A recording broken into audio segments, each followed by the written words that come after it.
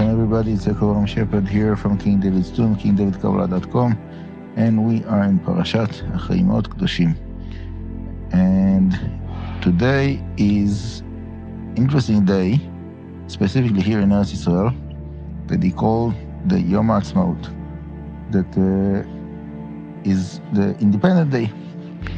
Now, many countries have the Independent Day, but in Eretz Israel, there's a big debate between the religious people how to relate to that day.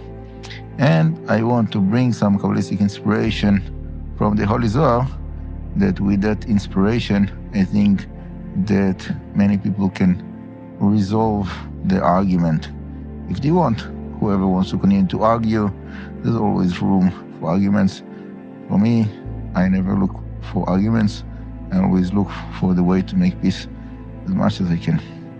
So the Zohar in Parashat Achare Mot is bringing the psukim. On one hand it says, Yivdod Hashem be'ir'a gilu lefanav bir'ada. You have to worship Hashem with fear. And then it says, Yivdod Hashem be'simcha bo lefanav be'renana. You have to worship Hashem with joy and happiness.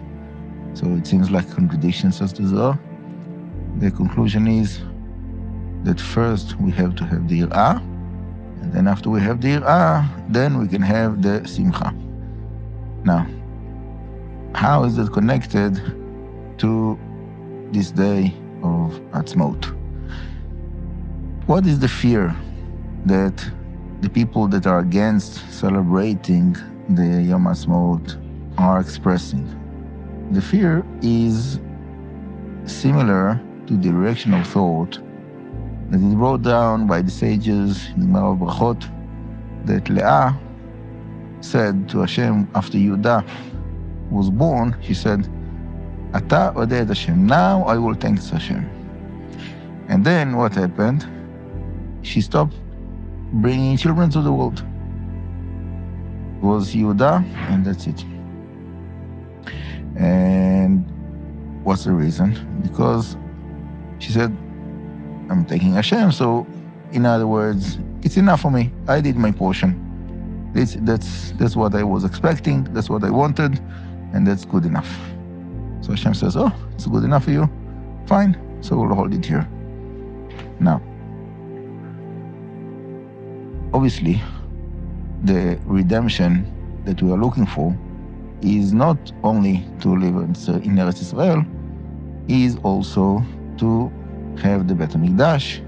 It's also to have Mashiach as a leader that will bring Hashem consciousness to the whole world, that the whole world will recognize the kingdom of Hashem, the goodness of Hashem. Everybody will be united, everybody will have the understanding of the importance of the Torah, and so on and so forth, all of the prophecies as we know them. So, obviously, we don't see that all around. There is a lot of goodness, but we are not there yet. So, this approach says, how can you say thank you now? You're just in the middle of the way. We have to continue. We have to push forward.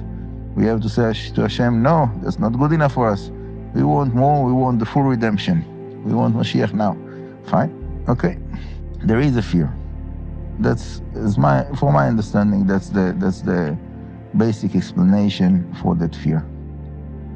Now, I say, according to this Zohar, when you have that fear, when you have that understanding, then you can have the joy of what?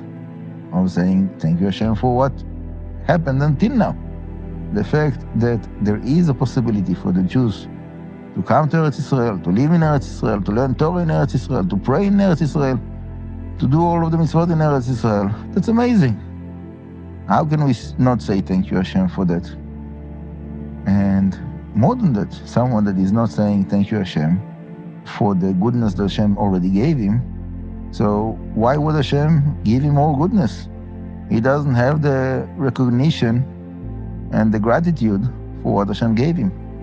And that's obviously a big lesson for us in our private life. The sages in Masechet Brachot, the Mishnah says that לעולם יודע אדם על הטובה, and you have to say thank you Hashem for what happened, לבקש על העתיד, and to ask for the future to have more goodness. Okay, and that's basically the mistake that Leah did, that she had that understanding of saying thank you Hashem, but she didn't ask for the future in the same breath. And that is my approach to Yom Hatzemaut and the fact that we are here in Eretz Israel, that we need to recognize the goodness of Hashem, what He did with us, all the miracles He did with us until now, to say thank you Hashem, to sing to Hashem, worship Hashem with love and joy, but without forgetfulness for the fact that it's not there yet. We didn't get to the destination yet. We're still in the middle of the way. We're still expecting for many, many big things to happen, to take place. And that's very important for me.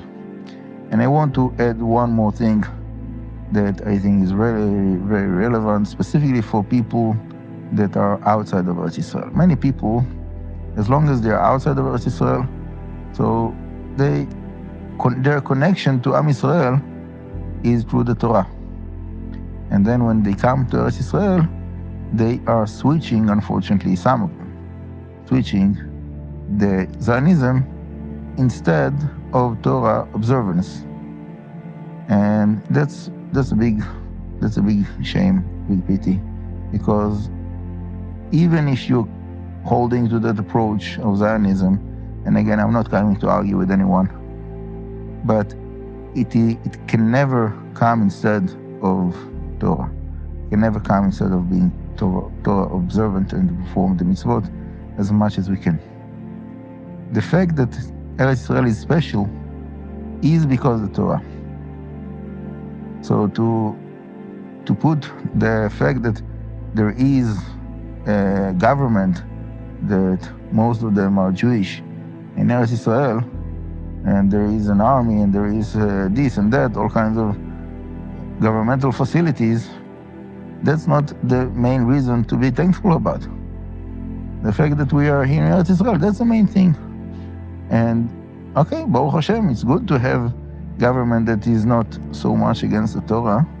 Obviously, in the past, a few hundred years ago, when the Arabs were controlling Eretz Israel, it was much harder for people to move around, to go to Bet Knesset, to come together for celebrations, celebrate the Chagim, and so on. There's always this tension of the religion. And now, Baruch Hashem, we are left to be able to be Torah observants in Eretz Israel. And that's a great reason to be joyful, to be thankful for Hashem. Now, if somebody wants to express his emotions, his gratefulness by saying Hallel, fine, no problem with that. If you have, we cannot say Hallel every day, says the Gemara in Masechet Brachot, but if you have one day a year that you want to celebrate the fact that that there is a possibility, even if you're not there, B'ezrat Hashem, everybody will come here. But to celebrate that and to say Allah, there's no problem with that, no halachic problem with it. Okay, there's a question about the bracha, so you can say it without bracha, fine. But the main thing is to have that concept in mind, that the main joy is the joy of the full redemption.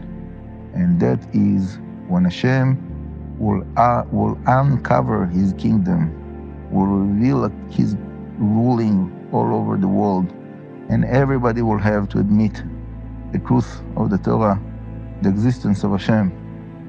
The whole world will be elevated to God consciousness, and that's what we're looking for, that's what we desire, and B'ezrat Hashem, that's what's going to happen very, very soon. So I will hold it here and give you to continue this thought. If you like it, you're welcome to respond in a private way. I don't want to create a room for arguments between different opinions. but I'll be happy to hear your opinions about what I said. You're welcome to share it with others, and I hope that it will help to bring peace upon עם ישראל. אמן כן יהי רצון. שבת שלום מבורך. ברכה והצלחה for everybody. Blessing and success.